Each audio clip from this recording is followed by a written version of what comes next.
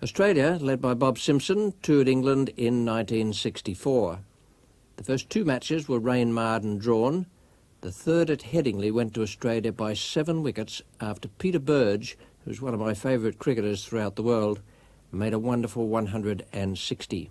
Ted Dexter, Graham Mackenzie, Ken Barrington and Neil Hawke all feature in this video clip.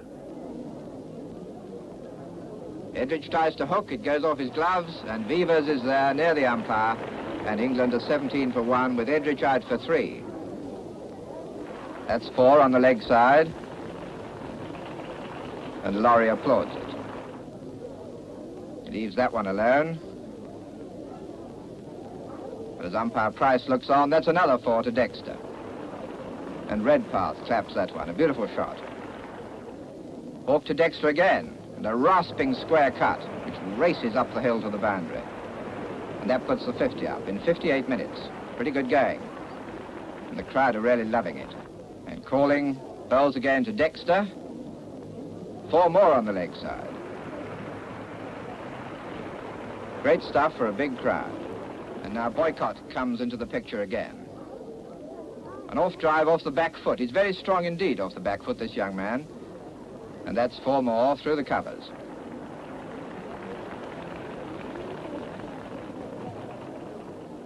And just for variation, what's this square cut? And it's 4 more. But that's the last 4 he's to make. A very good ball, this next one, from calling to Boycott. Watch it move away from the bat. And there's the catch by Bobby Simpson, one of the greatest slip catchers in the world, and Boycott is out for 38. Boycott and Dexter had added 57 in 56 minutes. And Boycott had hit 8 fours. And Beavers to Dexter, a glorious square cut, beautifully timed. No great power, but away goes the ball for 4. And watch Dexter race to his 50 as Mackenzie bowls to him. A beautiful square cut, and it's 4 more. Redpath can't catch it in time. And a rasping straight drive, which flies to the boundary at the far end. 97 for 2 now the score. Mackenzie to Dexter again, and it's 2 on the leg side, and Dexter's 50. And a very fine one too. He's making batting look absurdly easy. Watch him chase this one outside the off stump. Grout takes the catch, and Dexter is out for 66. And Grout is really delighted. A wonderful innings by Ted Dexter, 12 fours. But now another disaster for England. Mackenzie to Barrington, and what's the stumps?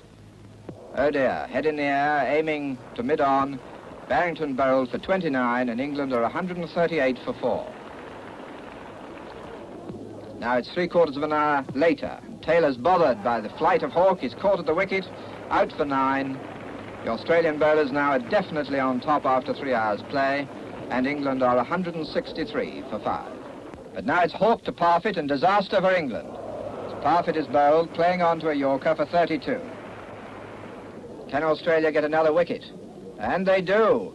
Titmus is out, caught by Burge in the gully, a very good catch. 232 for 7, and England in real trouble. Hawke bowls round the wicket. Redpath is there. He takes the catch at mid-wicket. And Parkes is out for 68. Now it's 2 overs later, and Hawke to Truman. Skies it up in the air. Cowper is there at mid-off, and he takes the catch. And Truman is out for 4, and England are 263 for 9. Now surely Hawke can get this number 11. And the ball's miles up in the air. Who's going to catch it? Watch Redpath. He comes racing in from cover. Takes the catch. England 268 all out at 10 minutes past 6. Hawke 5 for 75. Mackenzie 4 for 74. Simpson with his leg braked. And Barrington drives him for 4. Another offensive shot, but this one's fielded. But this one isn't. A ferocious pull by Barrington. Mackenzie to Barrington just before tea. Away on the leg side, 3 more runs. And at tea, England were 88 for 1. Beavers to Barrington. He lifts it, long on, and Laurie misses the catch and goes sprawling at the same time. That could have been an expensive mistake for Australia. Beavers again bowls to Barrington, swings at it wildly from right outside the off stump, but he safely gets one run.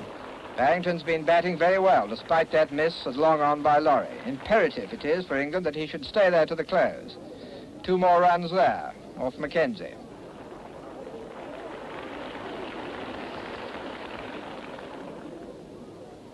$148 for 3. And now Vivers, still trundling up his off-spin to Barrington. He leans back and cuts him for 4. Ball running very fast over this outfield. Nearly close of play. Can Barrington stay there? But he makes no stroke at this, and the umpire's finger goes up. Barrington can hardly believe it, but he's out for 85. Real trouble now for England, 156 for 4. The fourth test at Old Trafford was a high-scoring affair. Australia won the toss, and Bob Simpson, who'd never before made a Test 100, despite being one of Australia's best post-war cricketers, now made 311. There was an opening partnership between Simpson and Laurie of 201, and the side eventually totalled 656 for 8. That's hardly the kind of scoreline you want to see if you're making your bowling debut at Test level, as was the case with Fred Rumsey and Tom Cartwright. Kenny Barrington made 256 for England, and then in the final game at the Oval he made 47 and 54 not out. Now, this match at the Oval was a milestone for Fred Truman, who became the first bowler in the history of the game to take 300 Test wickets. Truman hadn't played in that run feast at Old Trafford, but he was brought back for the Oval Test, and here he is now bowling to Ian Redpath. Fred's personal wicket tally stands at the moment at 297. Oh dear. Oh, Dexter got the answer. And Truman. Well, we're all very pleased for Fred there. I must say it wasn't a very good shot. Looked like a straight half volley, which Redpath just played outside. The fall of the wicket. This now will be the last over before lunch. So our Fred will have his tail up now, perhaps.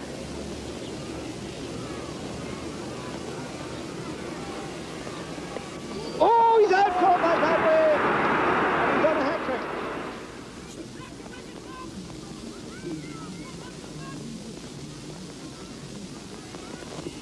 That's it! He's out! Truman's got it! 300 Test wickets! And the batsman, the first to applaud him. Fred Truman, certainly one of the greatest. It's interesting these days with so many tests being played to compare Truman's record with the modern-day fast bowlers, and he was very, very good. His strike rate, apart from his wickets, sets him up as a great bowler. And in years to follow, Jeff Boycott became one of England's greatest run-getters and players. Here's his first century, made in the second innings of that same test match. Yes, that's nicely placed. Brown Bruce couldn't cut that off, and they'll take just 2 runs, or they're going for a third? Yes, they're going for the third. 1 for the throw. 86 now to Boycott. I daren't say how well he's playing, but I'll leave you to judge at home. Mackenzie bowling. Nice full pitch, and it's coming up for 4 runs. That makes him 97.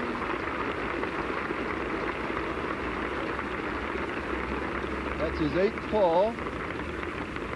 Beavers retrieving the ball down at front of the pavilion there.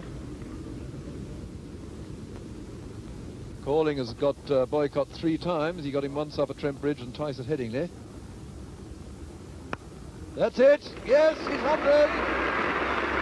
Boycott's got 100 for his first Test 100. And how pleased and relieved he looks. Well done, Jeff Boycott. A really magnificent century.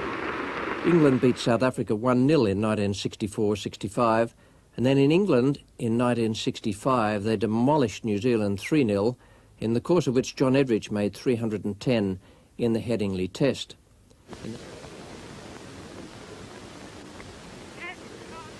Having one, Sinclair in. 296. One stroke would now bring Edrich to the magic 300. Let me tell you that if he gets there, he'll become only the 8th player in history to get past 300 in a test match.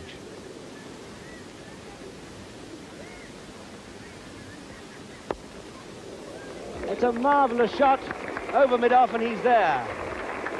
A lofted off drive.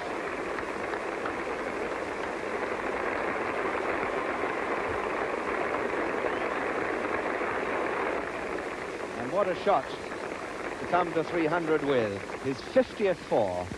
And I'll tell you the other 7 who've passed 300 in a test match in a moment.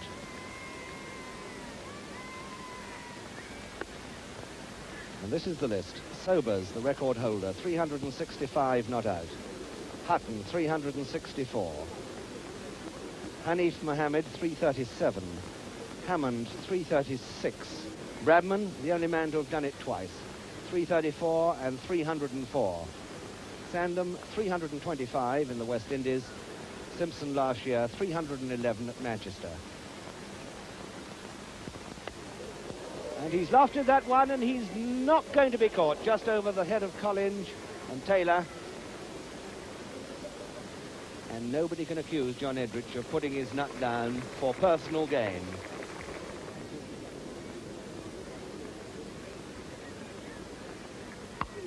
Oh, they just can't bowl to him. 4 runs right off the meat.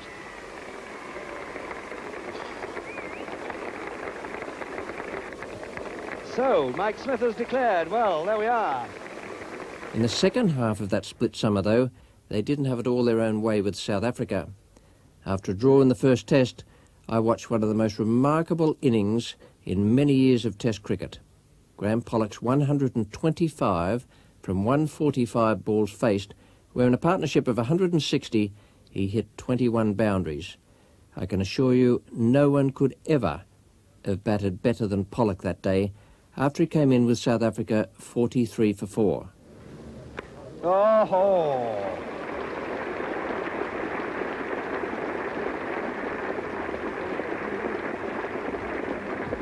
And at 4 for 51, that's produced a slightly more defensive field placing from Mike Smith. He's pulled out one of his close to the wicket fieldsmen. He's now playing 4 men on the offside in run-saving positions.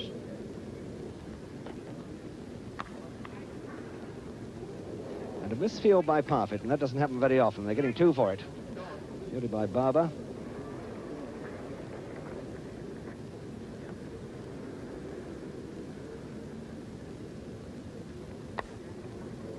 And 4 more.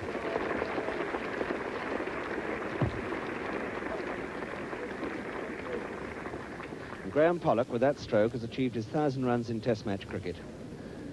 2 others in this side ahead of him, Barlow with 1,800 odd, and Colin Bland with about 1,400. He wanted 28 when he set out today, and that's exactly what he has now.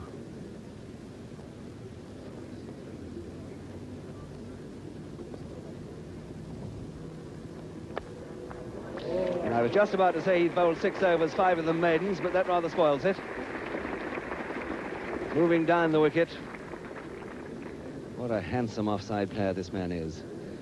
He's made 32, and South Africa are 68 for 4.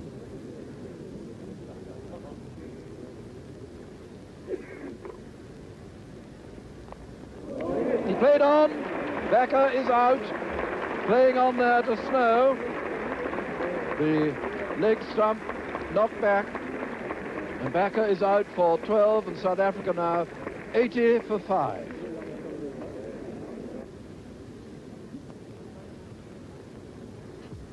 Snow bowling his second over after lunch to Pollock. And a lovely stroke, 4 runs.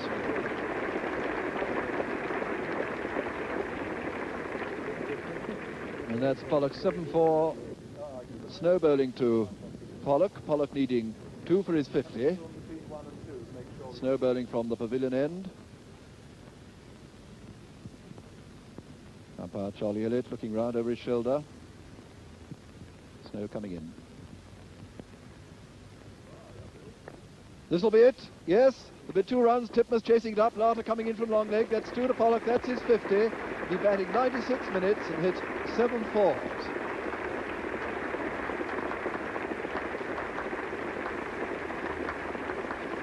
Fine innings.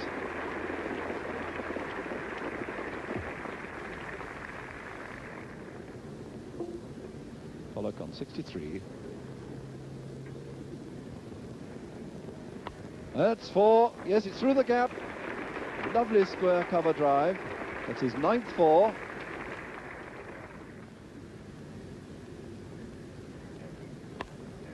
Yes, there it goes again, through the gap this time, towards extra cover. Well fielded up. And that's Graham Pollock's 10th 4. He's been peppering the covers with a series of most beautiful shots. There's 4 more. Parfitt will never catch that. No effort whatever in the stroke. Sheer timing. The turn of the wrist. It's wonderfully good cricket.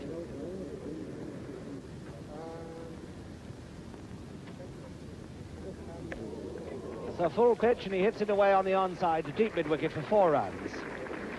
A bad one. 94 he's made.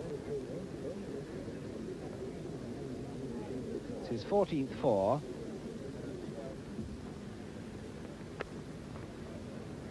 Larter can't stop that. What a good shot, because the ball looks like 4, because the ball was only barely short of a length. Just stopped it. No, it's gone.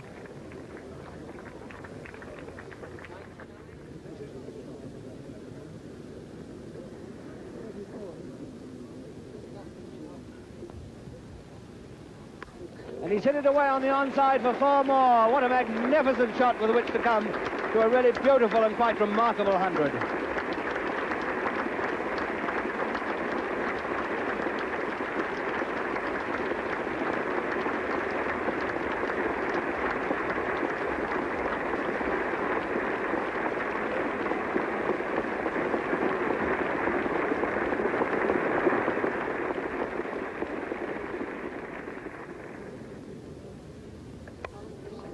It's a little uppish, but it's 4 more. Just behind cover.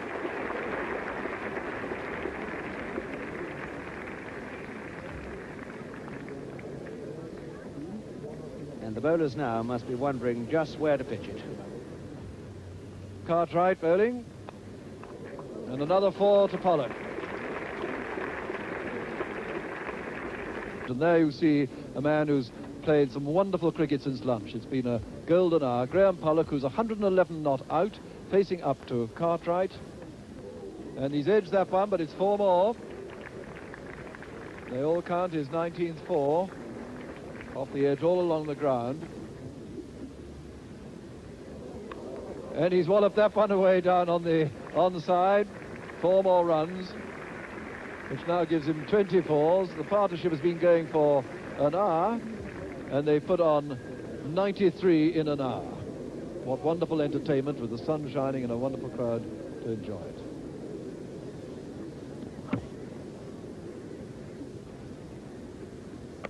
And he's walloped it again. It's going down to the mid-wicket boundary, and it's another 4. John Snow couldn't stop that. Nobody's been able to bowl to him. Cartwright, who started so splendidly this morning, he simply can't bowl a length at him. You see him on the up, half volley or short. And he's out. He's out, caught by Cowdrey.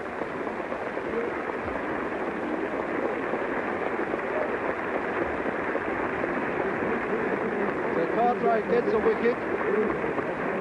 Graham Pollock gave the impression that he thought he'd hit the ground with his bat. Maybe he did, and maybe he touched the ball as well. But umpire Kraft had no hesitation in giving him out. Listen to the applause. The final test at the Oval was the last South Africa played in England. And here we can have a look at Brian Statham, who took 5 for 40, bowling to Eddie Barlow. And he's been given out. No hesitation whatever from umpire Fred Price. Statham, his first wicket of the day. And a very good one. Barlow out for 18.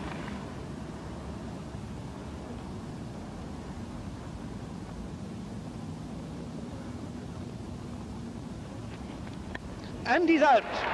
Pouched, so easily pouched by Cowdrey. What a good slip fielder he is. Nice comfortable height, of course, but ball travelled pretty quickly. Background probably a little dark. And so it's another blow for England. Botten is out for naught. Statham has got a third wicket, 3 for 34, 197 for 8.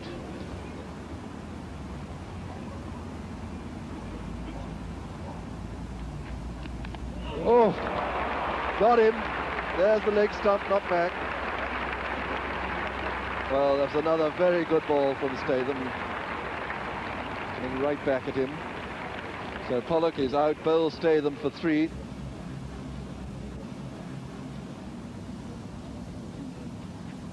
Oh, that one came back, and he's given him out, LBW.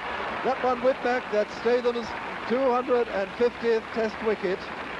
5 wickets on his return to Test cricket, 5 for 41. Peter Pollock, 5 for 43 in all, to Eric Russell.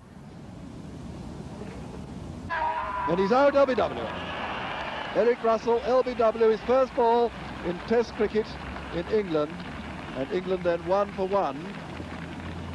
There's Peter Pollock coming in for his 23rd over. He's taken 2 wickets for 42, bowling to Cowdrey, who's 58. Oh, yes, he's caught by Barlow. Barlow just going down there, hugging it to his chest. And Cowdrey is caught Barlow, bowled Peter Pollock for 58. And this is going to be a very close battle for the first innings lead. 198 for 8. Pollock to Higgs.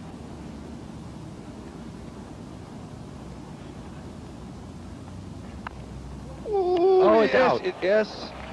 Waited for it to fall, and down it came. Well, so Higgs has played on. That gives Pollock his 4th wicket, 4 for 43.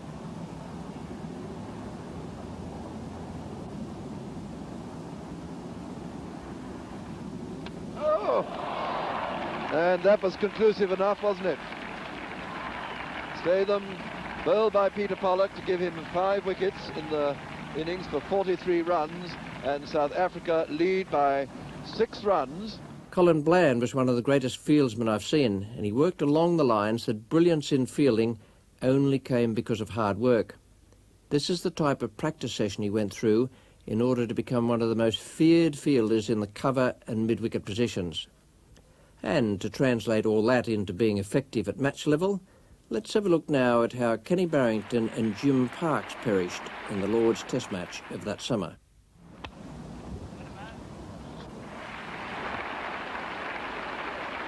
He was also a fine batsman and made 127 at the Oval. Here he is now facing Ken Higgs. The bowl to Bland, who's still to get off the mark. And he's got off all right there. Russell fielding, and it's going to be overthrows, and Statham's got to chase it. And they've taken 2, 3, and it's just not going to go to the ropes, so they run 4. 3 overthrows.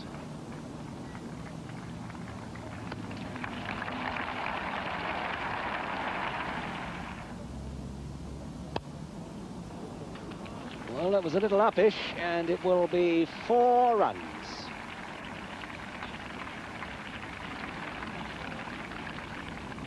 Mike Smith selected to start off with Brian Statham. Bottom end there, and as usual, he's right on target. First few deliveries. And he's gone. He's got him. Caught by Smith. Backer out without adding to his score. Caught Smith, bowls Statham for 70, giving Statham his 7th wicket of the match. What a great return to Test cricket.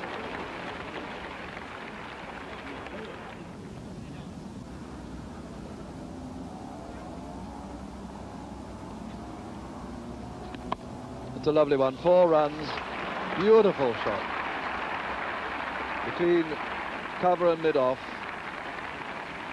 Well, the crowd are getting their money's worth today. Whether they worry, I don't suppose they do, that it's coming from South African batting, because it's a wonderful display by Bland.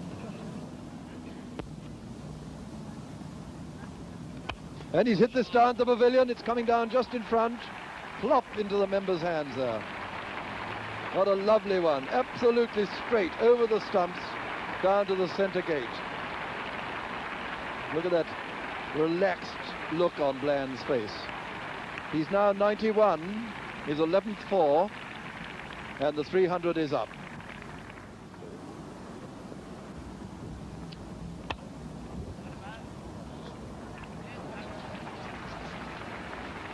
Barber won't catch it. It's 4 runs. 95 then for Bland. 311 for 6. It's his top score of the tour.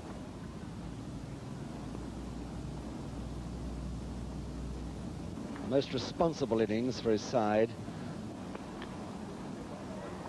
I think he did get some bat on that. He's gone for 1, he's going for 2. Fine throw right over the top, but he was easily in. Throw by Barrington, yes, he got a tickle on it, so he comes to 99. And did you ever see anybody faster on the first run than this chap Bland? His acceleration is that of a rugby player going through the gap. Colin Bland, in fact, is a hockey player of considerable distinction as well as a cricketer.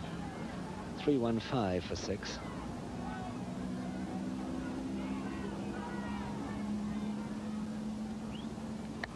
He's having one, and he's got it. South Africa won the series 1-0, and that winter England again returned to Australia under Mike Smith's captaincy. This was the series where Bob Cowper made that 307, and the MCG game was drawn. There were 2 other draws, but also 2 results, both England and Australia winning by an innings. England's victory was in the Sydney Test after they were at one stage 303 for 1. At that point, Neil Hawke started to force Australia back into the game. Jeff Boycott had been dismissed by Peter Philpott for 84. Here's Hawke now coming into bowl to Bob Barber on 185.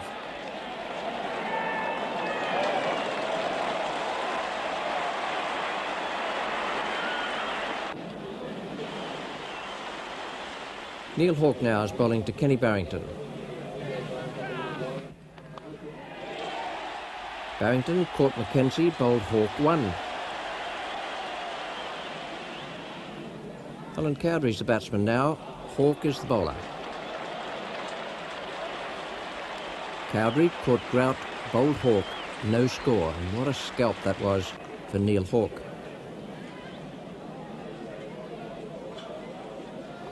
Hawke to Mike Smith.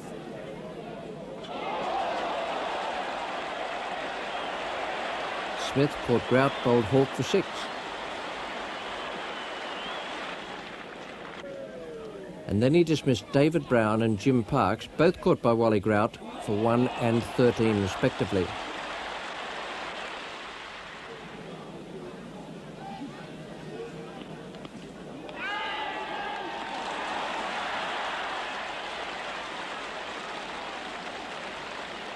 With David Allen remaining 50 not out, it was Doug Walters and Peter Philpott who took the 2 wickets of Fred Titmuss and John Edrich. And here's Neil Hawke now, bowling Jeff Jones. Well, that was a great effort from Neil Hawke, who was an outstanding cricketer for Australia. It was quite interesting that he should have been chosen for his debut test in 1963 when I was captain, solely so he could be taken to England in 1964, where the selectors were convinced he would bowl well. It certainly proved to be the case. Bob Simpson had missed the opening test of that 1965-66 series because of a broken arm, and he missed the 3rd because of chickenpox. I can tell you he was back with a vengeance for the Adelaide test where Australia squared the series. Once again, it was the opening partnership between Simpson and Bill Lawry which gave Australia its chance. They put on 244 for the first wicket, and each was at his very best. They mixed good stroke play with splendid running between the wickets. Simpson reached his century with a 4 from Bob Barber.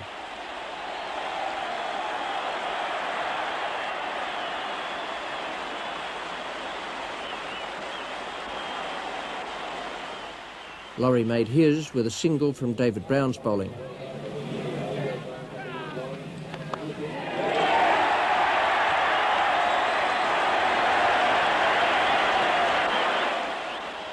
And the left-hander was finally out, bowled by Freddie Titmuss. This was a great comeback from Simpson, particularly as the team had been one down in the series when he returned after his illness. He finished up with 225. Australia won by an innings and 9 runs, and it was a win which eventually allowed them to keep the Ashes after the series was drawn. England went on to New Zealand after the Australian leg of the tour, and all 3 tests were drawn. Then it was back for the home series against West Indies. This 1966 rubber went to the West Indies 3-1, with England achieving their victory at the Oval under Brian Close's captaincy.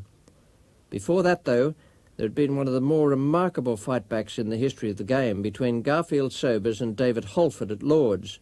They came together in the second innings, with the side facing defeat at 99 for 5. They then shared an unbeaten partnership of 274. The game was drawn and England never recovered. Sobers made 163. Holford was also unbeaten on 105. And one of the interesting aspects was that England's tactics were to give Sobers the single. I can tell you it didn't work. West Indies then had 2 more convincing wins before they moved onto the Oval, where England encountered Rowan Canai on his way to a wonderful century. There was a last wicket England partnership of 128 in this match between Ken Higgs and John Snow, and Close, as captain, led the side to a win by an innings and 34 runs.